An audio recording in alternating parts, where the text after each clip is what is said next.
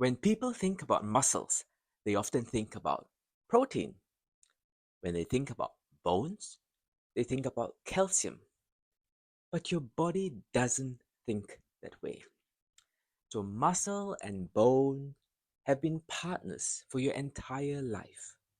Every time you walk, climb a staircase, stand up from a chair, carry your groceries, or lift something from the floor, your muscles and bones are working together. And today, I'd like to show you one of the most beautiful partnerships in the human body. Because perhaps we've been thinking about muscle and bone separately for far too long. The connection is actually very simple. Muscle is attached to bones through tendons. When a muscle contracts, it pulls the tendon, and the tendon pulls the bone. And the bone responds. You have muscle, tendon, bone. That's what happens every time you move. But here's the part that most people don't realize. Your bones aren't simply the hard framework that your muscles hang on. Bone is alive. When we think of a skeleton, many of us probably think and picture those dry white bones hanging in a biology classroom. Hard, brittle, almost like the timber frame of a house. But living bone is nothing like that. Inside your bones are living cells, blood vessels, and extraordinary structure that is consistently being maintained, repaired, broken down, and rebuilt. These tiny cells are called osteocytes. They are embedded throughout the bone matrix, sensing what is happening around them. And one of the things they sense is load. When your muscles contract and pull on your bones, the bones experiences tiny mechanical strains. Those strains aren't necessarily bad. In the right amount, they are information. They tell the bone, particularly the living cells, the osteocytes, they are still needed. Muscle pulling on bone is an important part of that loading, that resistance, along the forces that travel throughout our skeleton when we stand, walk, climb, and move. Now, does that sound familiar?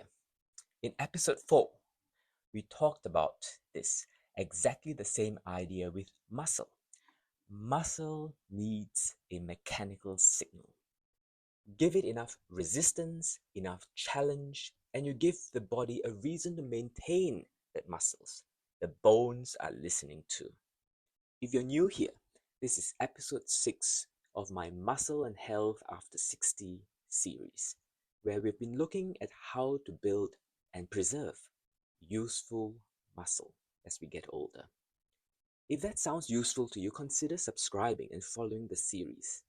And if you know someone approaching their 60s, 70s, or beyond who might benefit from understanding this, please share it with them. So, the body is wonderfully efficient. It doesn't like maintaining expensive tissue that things you no longer need. If muscle is no longer challenged, muscle gradually becomes weaker.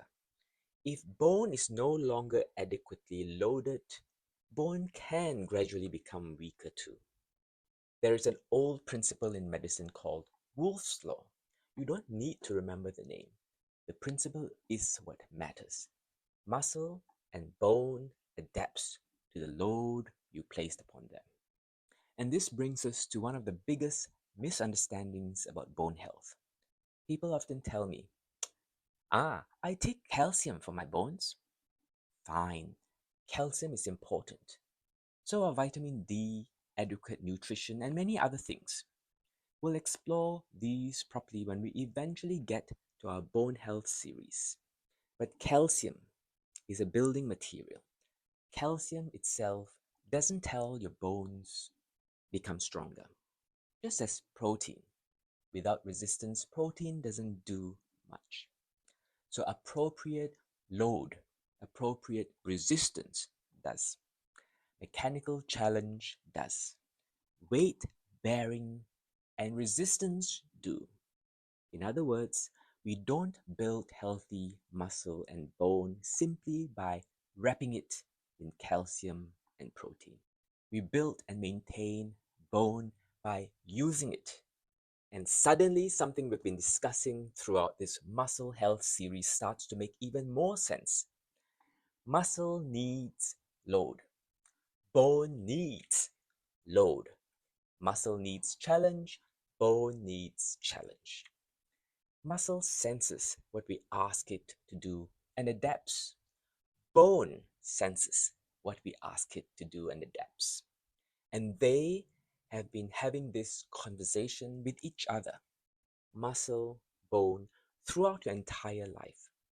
And there is a reason we call it the musculoskeletal system. Not the muscle system over there and the skeletal system over here, but the musculoskeletal system, because functionally they belong together. And after 60, that partnership becomes particularly important. So when you do appropriate resistance training, you're not simply training your biceps or your thighs or your gluteal muscles. The forces generated throughout these muscles also transmit through the tendons to your bones. So when I talk about building useful muscles, I'm really talking about something much bigger than muscle. Stronger muscles help us stand up more easily. They help us climb stairs. They help us maintain power and balance. They may help us catch ourselves when we stumble. And if we do fall, stronger bones matter too. So now the story becomes much bigger. Muscle, bone, falls, independence. Strong muscles, useful muscles, strong bones, less falls, more independence. That's why I'm not particularly interested in building muscle simply to make our arms and legs look bigger.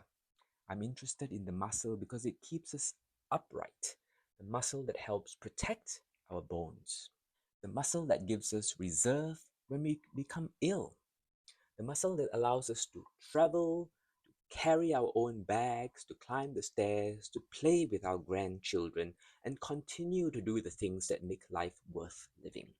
So that is useful muscle. And ultimately, that is about Healthspan.